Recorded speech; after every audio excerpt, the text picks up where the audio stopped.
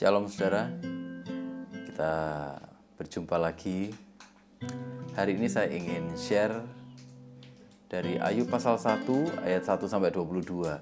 Jadi ini kisah mengenai bagaimana Ayub dicobai saudara. Saya akan bacakan untuk kita semuanya. Ayub pasal 1 ayat 1 sampai 22. Kesalehan Ayub dicoba. Ada seorang laki-laki di tanah Uz bernama Ayub. Orang itu saleh dan jujur. Ia takut akan Allah dan menjauhi kejahatan. Ayub itu saleh, saudara. Artinya dia tidak memiliki kesalahan-kesalahan yang bisa dituduhkan. Dia tidak bersalah dalam hal apapun. Kemudian dia jujur. Artinya orang ini hidupnya lurus, saudara. Nggak melenceng ke sana kemari, nggak berbelit-belit hidupnya. Orangnya lurus hidupnya, strict. Orangnya kalau benar-benar salah ya salah. Benar-benar orang ini hidupnya lurus. Kemudian ia takut akan Allah, menghormati Tuhan. Jadi Ayub ini mengutamakan Tuhan lebih dari apapun. Dan menjauhi kejahatan. Bagaimana Ayub ini bahkan mematikan setiap potensi kejahatan. Dalam bayangan saya, saudara, Ayub ini sangat mudah membedakan mana putih dan mana hitam. Dia nggak terjebak dalam dunia yang abu-abu. Jadi karena dia ini hidupnya itu fokus pada Tuhan, dia mengenal Tuhan betul-betul, makin sedikit wilayah abu-abu. Kemudian ayat kedua, ia mendapat 7 anak laki-laki dan 3 anak perempuan. Ia memiliki 7.000 ekor kambing domba, 3.000 ekor unta, 500 pasang lembu, 500 keledai betina, dan budak-budak dalam jumlah yang sangat besar. Sehingga orang itu adalah yang terkaya dari semua orang di sebelah timur. Di masa itu, saudara, kepemilikan ternak ini adalah ukuran kekayaan seseorang. Dan bagaimana kita bisa melihat Ayub adalah orang yang sangat kaya, bahkan dikatakan dialah yang terkaya. Dia orang yang saleh, orang yang kaya luar biasa, diberkati luar biasa, rumah tangganya diberkati luar biasa. Kurang apa coba saudara? Rasanya kita sendiri kalau bayangkan kehidupannya ini satu kehidupan yang sangat ideal. Saya lanjut ayat keempat. Anak-anaknya yang lelaki biasa mengadakan pesta di rumah mereka masing-masing menurut giliran, dan ketika saudara perempuan mereka diundang untuk makan dan minum bersama-sama mereka. Setiap kali apabila hari-hari pesta telah berlalu, Ayub memanggil mereka dan menguduskan mereka. Keesokan harinya pagi-pagi bangunlah Ayub, lalu mempersembahkan korban bakaran sebanyak jumlah mereka sekalian. Sebab pikirnya, mungkin anak-anakku sudah berbuat dosa dan telah mengutuki Allah di dalam hati. Demikianlah dilakukan Ayub senantiasa. Pada suatu hari, datanglah anak-anak Allah menghadap Tuhan, dan di antara mereka datanglah juga iblis. Maka bertanyalah Tuhan kepada iblis, "Dari mana engkau?" Lalu jawab iblis kepada Tuhan, "Dari perjalanan mengelilingi dan menjelajahi bumi." Jadi, waktu audiensi ini saudara ya, waktu audiensi, semacam audiensi, iblis ditanya sama Tuhan, "Kamu dari mana?" Iblis jawabnya, "Dari perjalanan mengelilingi." Jadi dia mondar-mandir saudara, kesana kemari mondar-mandir dia, berkeliling terus mondar-mandir. Menjelajah bumi, dia naik, dia turun, dia ke segala arah. Tujuannya apa? Dia mengamati manusia, mencari-cari kesalahan-kesalahannya manusia, mencari dosa-dosa yang diperbuat oleh manusia, memanfaatkan kesalahan-kesalahan yang dibuat oleh manusia, mencatat semuanya. Dia buat strategi-strategi, saudara. Ingat, saudara, iblis ini umurnya sudah sangat tua. Dia ribuan tahun. Makanya dia tahu bagaimana harus menghadapi manusia. Dia tahu bagaimana harus membuat strategi-strategi untuk menangani manusia. Dan itulah kenapa, saudara, kita juga sering temui ada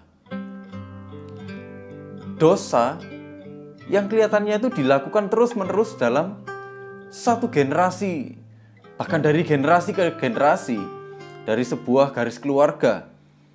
Kenapa? Karena iblis catat semuanya. Dan dia tahu kelemahan-kelemahannya setiap keluarga, saudara. Itulah kenapa dia berusaha supaya orang-orang ini mengulang kesalahan-kesalahan yang sama. Jadi dibuat mereka terjebak terus, dan terjebak terus. Sehingga orang-orang ini nggak bisa keluar dari lingkarannya iblis, saudara. Dibuat terus ada di sana. Ya. Lalu ayat ke-8. Lalu bertanyalah Tuhan kepada iblis. Nah ini saudara, mulai story-nya ini. Apakah engkau memperhatikan hambaku Ayub? Sebab tiada seorang pun di bumi seperti dia, yang demikian saleh dan jujur, yang takut akan Allah dan menjauhi kejahatan. Kamu lihat gak Ayub ini? Wah, kelihatannya Tuhan ini sangat bangga dengan Ayub. Ditunjukkan kepada iblis bahwa Ayub ini mengalami pimpinan Tuhan. Dan hidupnya itu saleh, gak bisa disalahkan, gak ada kesalahan-kesalahan yang bisa dituduhkan. Hidupnya lurus, hidupnya menghormati Tuhan, menempatkan Tuhan di posisi yang utama. Dia bahkan mematikan setiap potensi kejahatan.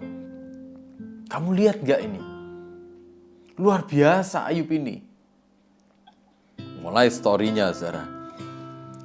Dijawab sama iblis di ayat 9. Lalu jawab iblis kepada Tuhan, apakah dengan tidak mendapat apa-apa Ayub takut akan Allah? Bukankah engkau yang membuat pagar sekeliling dia dan rumahnya, serta segala yang dimilikinya? Apa yang dikerjakannya telah kau berkati, dan apa yang dimilikinya makin bertambah di negeri itu. Tetapi ulurkanlah tanganmu dan jamahlah segala yang dipunyainya. Ia pasti mengutuki engkau di hadapanmu. Saudara, iblis menjawab. Tapi jawabannya ini sebenarnya dia sedang mempertanyakan sesuatu. Dia mempertanyakan integritasnya Ayub. Ayub ini sungguh-sungguh mengasihi engkau enggak sih? Sebenarnya apa motifnya Ayub melakukan semuanya itu? Melakukan semua yang engkau banggakan itu? Motifnya itu apa sebenarnya? Iblis mulai mempertanyakan integritasnya. Kalau dia nggak punya apa-apa, belum tentu dia akan melakukan semuanya itu. Yang kedua, dia juga membuat semacam argumentasi bahwa Tuhan sebenarnya sedang menyuap Ayub supaya Ayub ini mau menghormati Tuhan, mau hidup saleh, mau hidup seperti yang Tuhan inginkan. Saudara, kita bisa lihat setan tidak maha tahu, saudara. Setan tidak maha tahu. Itulah kenapa dia mempertanyakan. Artinya apa? Dia tidak maha tahu, saudara. Pengetahuannya terbatas. Apa yang dia pikirkan tentang Ayub itu sesuatu yang sifatnya spekulasi juga. Itulah kenapa kalau orang bertuhankan iblis, saudara, istilahnya itu amsyong, saudara. Atau kalau orang Surabaya bilang itu blind. Kenapa? Wong dia nggak maha tahu, wong dia nggak maha kuasa, kok mengharapkan dia? Dari sini aja kita bisa melihat bahwa iblis tidak maha tahu. Dia nggak tahu endingnya. Ayub ini nanti akan seperti apa. Dia cuma memperkirakan, oh kalau itu ditarik semuanya, pasti dia akan menghujat engkau. Nanti artinya Ayub pasti meninggalkan engkau. Gitu kan? Kemudian ayat 12. Maka firman Tuhan kepada iblis, nah, segala yang dipunyainya ada dalam kuasamu. Hanya janganlah engkau mengulurkan tanganmu terhadap dirinya. Kemudian pergilah iblis dari hadapan Tuhan. Tantangannya iblis, perkiraan-perkiraannya iblis, langsung ditanggapi sama Tuhan. Tuhan gak pakai bertanya-tanya, saudara. Tuhan langsung bilang, nah, segala yang dipunyainya ada dalam kuasamu. Langsung dikasih kuasa, saudara. Kenapa? Karena Tuhan tahu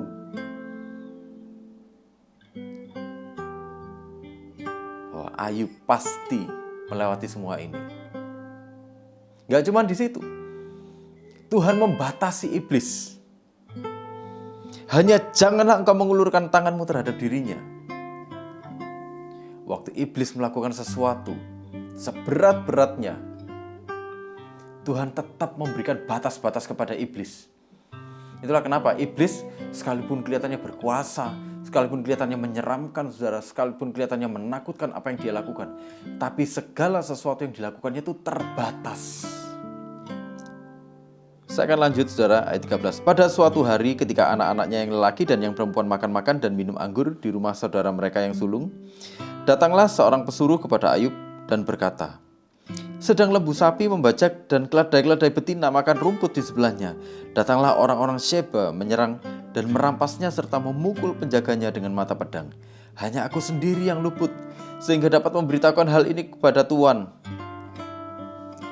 Sementara orang itu berbicara, datanglah orang lain dan berkata, api telah menyambar dari langit dan membakar serta memakan habis kambing domba dan penjaga-penjaga.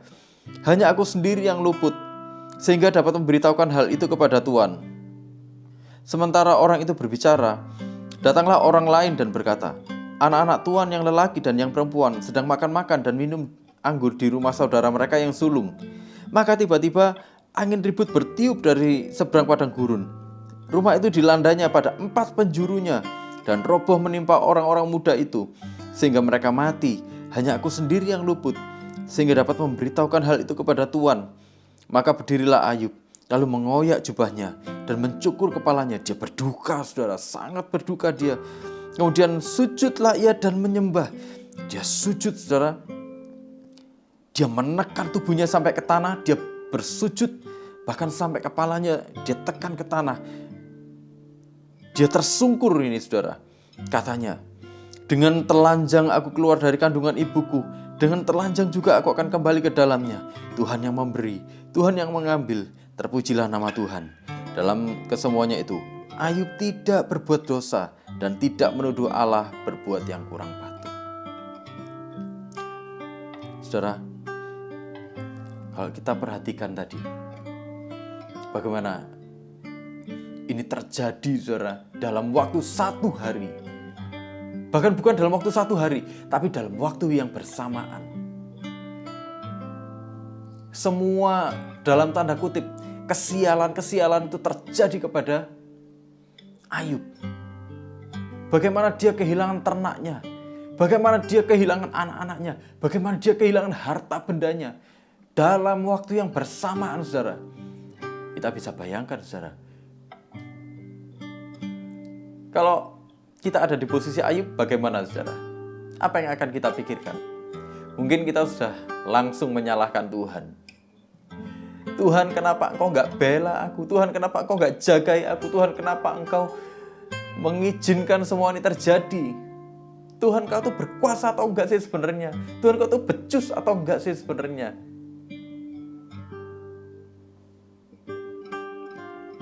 Saudara, kalau kita perhatikan tadi bagaimana iblis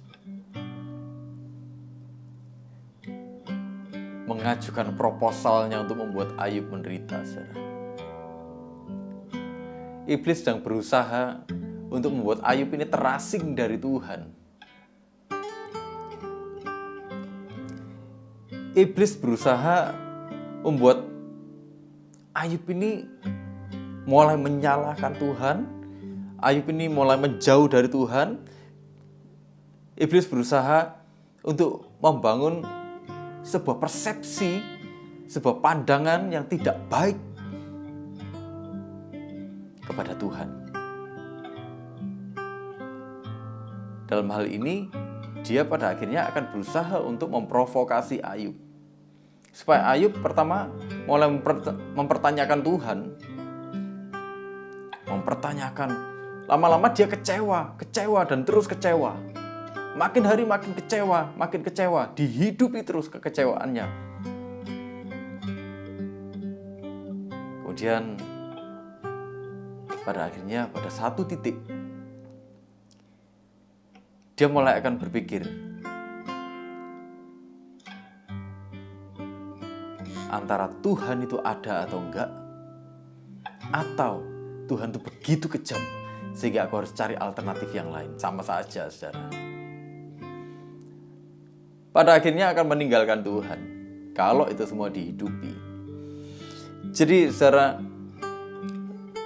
dalam kehidupan ini kita sering ketemu kan yang namanya tragedi, kesulitan, penderitaan, pergumulan, masalah, apapun itu namanya, saudara. Mulai dari skala yang paling kecil sampai yang paling berat yang pernah kita rasakan. Saya rasa kita sebagai manusia yang hidup di bumi ini, saudara, kita nggak pernah terlepas dari yang namanya pergumulan. Selalu kita punya yang namanya masalah. Makanya saudara jangan cari-cari masalah. Karena masalah itu datang sendiri. Ya. Jadi jangan pernah jadi orang-orang yang suka cari masalah. Cari perkara. Kita nggak cari perkara aja, perkara datang sendiri. Apalagi kalau kita cari perkara, kesulitannya double, saudara. Saudara, iblis sedang berusaha membuat manusia itu mempertanyakan, Tuhan itu penuh kasih atau enggak sih sebenarnya? Kalau penuh kasih, kenapa kita ini harus menderita? Tuhan itu ada atau enggak sih sebenarnya? Kalau Tuhan itu ada, kenapa kita tuh harus mengalami penderitaan seperti ini, mengalami pergumulan seperti ini? Kalau kita hidupi pemikiran seperti itu, terus kita hidupi, pada akhirnya kita akan mulai kecewa dan mulai kecewa dengan Tuhan. Makin hari kita makin kecewa. Dan kita mulai berpikir, cari alternatif lain. Atau berhenti ngikut Tuhan. Seolah kalau kita berhenti ngikut Tuhan, hidup kita akan jauh lebih baik. Tuhan yang membuat semua permasalahan ini terjadi. Kadang-kadang sebenarnya permasalahan-permasalahan dalam hidup itu juga sumbangsih dari perbuatan kita sendiri kan, saudara. Kadang kita tahu itu salah. Kadang kita tahu, bukan kadang. Tapi kita tahu, misalnya saudara, kita tahu nerobos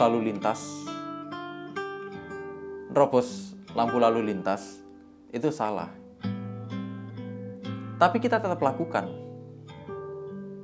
Dan waktu kita lakukan, kita berdoa, Tuhan, jagai aku Tuhan supaya nggak ada polisi yang lihat, supaya aku nggak ditilang.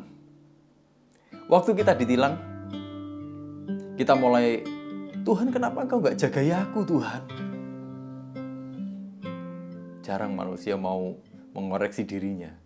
Waktu ada masalah, yang disalahkan pertama adalah Tuhan. Saudara, tapi inilah tujuan dari iblis, saudara, kalau kita lihat dalam penderitaannya Ayub. Dia berusaha menghancurkan hidupnya Ayub. Hancur lebur. Dia juga berusaha menghancurkan relasinya Ayub dengan Tuhan. Pada akhirnya dia berusaha memprovokasi terus. Pada akhirnya dia berusaha membuat Tuhan itu seolah-olah impoten, saudara. Tuhan gak berdaya.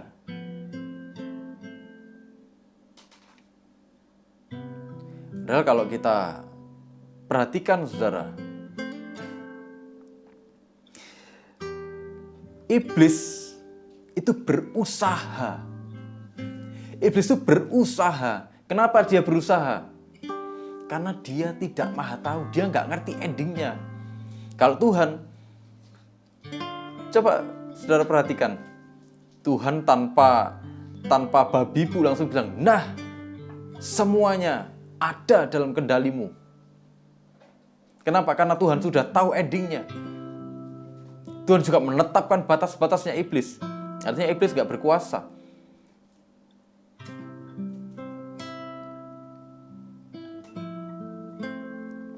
Tuhan juga memberikan kekuatan. Tuhan juga menyertai Ayub. Supaya Ayub bisa melewati semuanya ini dengan luar biasa. Melewati semuanya ini dengan kemenangan.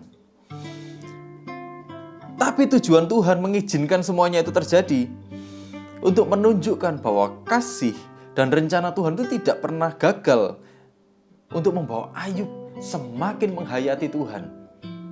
Kalau kita lihat endingnya, saudara, sampai pada akhirnya, apa yang terjadi?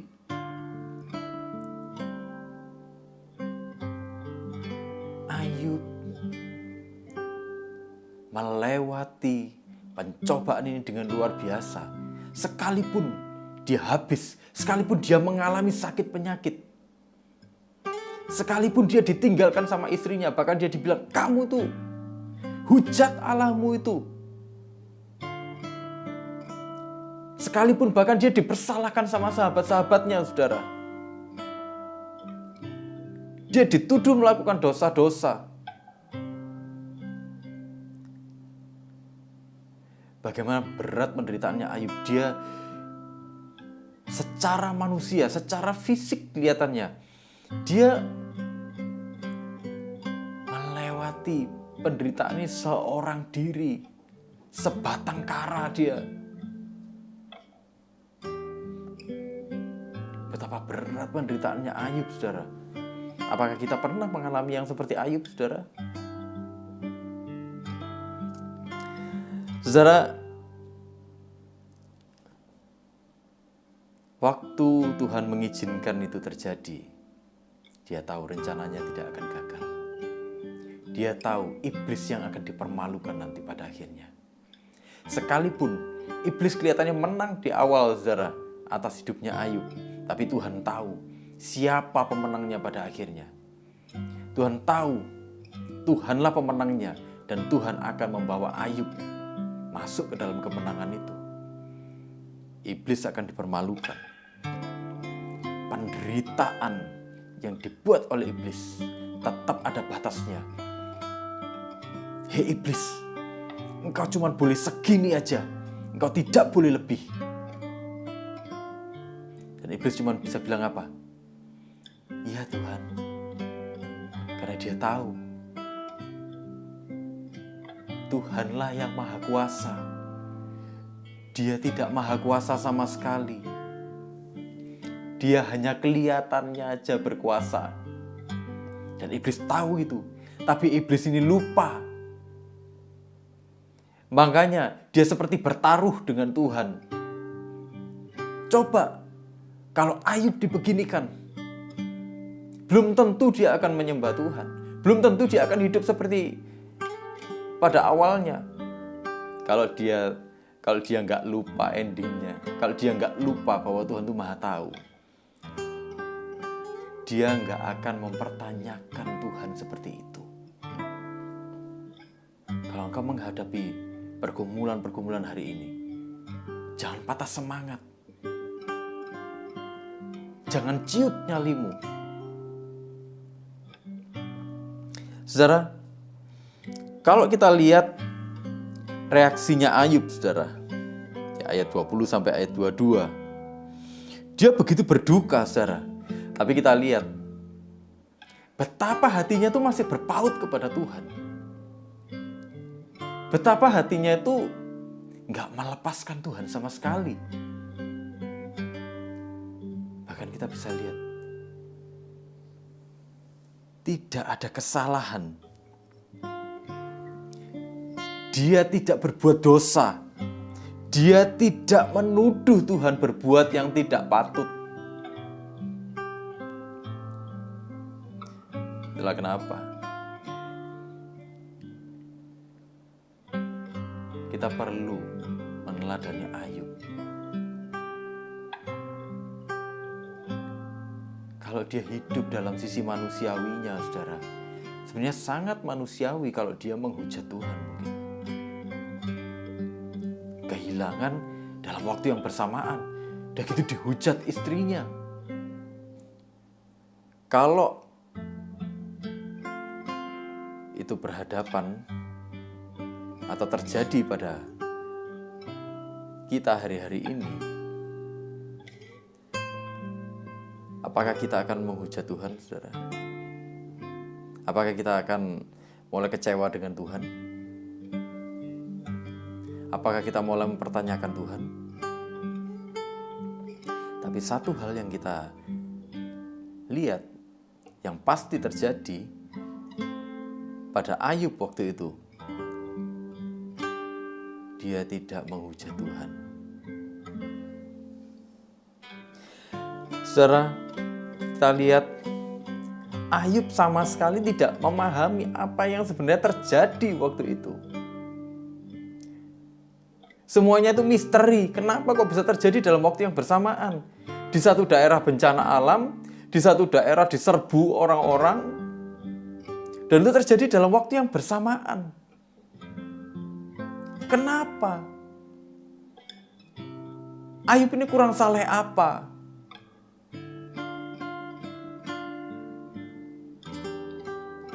Dia sangat saleh, dia sangat mencintai Tuhan. Tapi apa yang terjadi? Mungkin pikirannya kalut mungkin. Tapi dia tidak menghujat Tuhan. Dia tidak kecewa kepada Tuhan.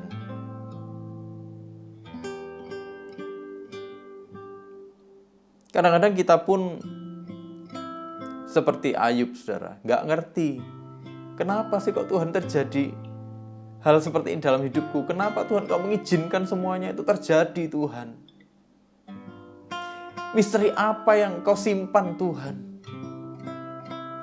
Atau malah mungkin kita sudah ngobrak-ngobrak Tuhan, saudara. Tuhan, lakukan ini, Tuhan. Tuhan, selamatkan aku. Lakukan ini, begini caranya. Apa mungkin kita sudah lakukan itu? Tapi reaksinya Ayub ini luar biasa, saudara. Dia langsung kembali pada sesuatu yang sangat esensial, sangat prinsip. Di ayat 21 katanya, dengan telanjang aku keluar dari kandungan ibuku, dengan telanjang juga aku kembali ke dalamnya. Tuhan yang memberi, Tuhan yang mengambil, terpujilah nama Tuhan. Ayub sangat memahami saat itu. Dalam kekalutannya, dalam keheranannya, dalam kebingungannya,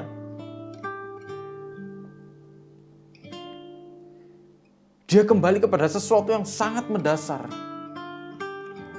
Bahwa manusia sebenarnya bukan siapa-siapa. Manusia tidak memiliki apa-apa.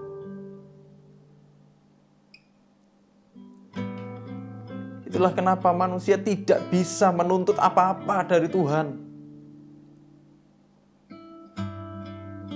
Tuhan yang menciptakan dia. Keberadaannya manusia ini harus bergantung kembali kepada Tuhan. Harus kembali kepada Tuhan. Bukan bergantung pada yang lain. Aku gak memiliki apapun, Tuhan. Materi sebanyak itu, Tuhan. Mungkin Ayub waktu itu berpikir seperti itu. Materi sebanyak itu, Tuhan, itu semua bukan milikku, Tuhan. Itu semuanya milikmu. Kalau engkau mau ambil, engkau bisa ambil kapanpun. Kalau engkau mau berikan, engkau bisa berikan kapanpun.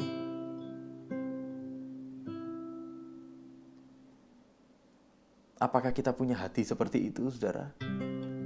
Tuhan, gak ada yang aku punyai. Semuanya adalah milik-Mu. Kenapa manusia sering kecewa sama Tuhan? Kenapa manusia tuh sering berpikir Tuhan tidak memihak dia? Kenapa manusia sering berpikir bahwa Tuhan ini sebenarnya sayang gak sih?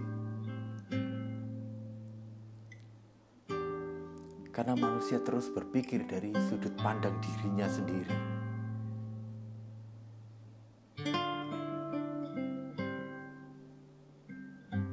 Tuhan menyediakan untuk aku. Jadi kalau Tuhan memberkati, ya untuk aku. Waktu kita menabur untuk pelayanan mungkin, atau kita menabur untuk memberkati orang lain mungkin. Untuk aku. Supaya apa? Supaya Tuhan balas berkatnya berkali-kali lipat. Itulah kenapa waktu ada sesuatu terjadi di dalam hidup kita yang itu di luar ekspektasi kita, waktu ada penderitaan terjadi, waktu ada pergumulan terjadi, kita malah kecewa sama Tuhan. Kita merasa Dia tidak berpihak pada kita. Tapi Ayub mengambil satu langkah yang luar biasa. Ayub mengembalikan semuanya lagi kepada Tuhan. Kalau kita perhatikan lagi, masalah, pergumulan, penderitaan sebenarnya adalah sebuah cermin betapa terbatasnya manusia, betapa kecilnya manusia. Karena ada begitu banyak hal yang dia tidak bisa kendalikan.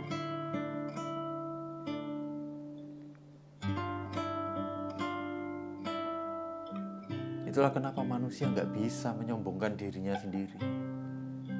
Itulah kenapa manusia harus kembali kepada Tuhan. Karena Tuhanlah sang pemberi hidup. Iblis tidak berhasil memprovokasi Ayub. Iblis tidak berhasil menggunakan materi untuk membuat Ayub berpaling daripada Tuhan. Justru dalam kondisi ini, Ayub semakin melihat betapa besarnya Tuhan dan betapa kecil dirinya. Permasalahan demi permasalahan, pergumulan demi pergumulan, kesulitan demi kesulitan, penderitaan demi penderitaan seharusnya jadi sebuah alat untuk kita mengintrospeksi diri.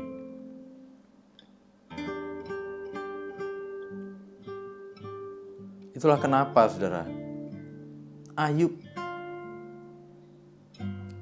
bisa memuji, bisa menyembah Tuhan. Jadi kita lihat ada satu level rohani yang luar biasa yang ditunjukkan oleh Ayub. Itu satu kedewasaan yang luar biasa yang ditunjukkan oleh Ayub. Saudara,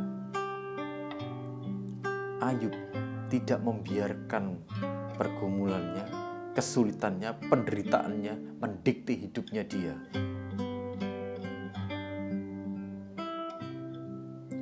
Saudara, jangan biarkan kesulitan mendikte hidupmu, mendikte hidup kita. Ingatlah bahwa apa yang berusaha iblis lakukan adalah menjatuhkan kita, menjauhkan kita dari Tuhan, membuat kita terasing dari Tuhan, dan membuat kita tidak menikmati Tuhan lagi. Tapi itu pun dia lakukan dalam sebuah spekulasi, cuman berdasarkan pengetahuannya saja. Oh, si A, dia punya kelemahan seperti ini, seperti ini, seperti ini. Yuk kita serbu dia seperti ini. Mungkin dia nanti akan meninggalkan Tuhan. Dia berusaha. Lihatlah, iblis tidak maha tahu. Tapi lihatlah juga apa yang Tuhan lakukan. Iblis dibatasi oleh Tuhan. Kamu cuma boleh segini saja. Karena Tuhan tahu seberapa batas kekuatan kita. Itulah kenapa firman Tuhan bilang, pencobaan-pencobaan yang kau alami adalah pencobaan biasa yang tidak melebihi kekuatanmu.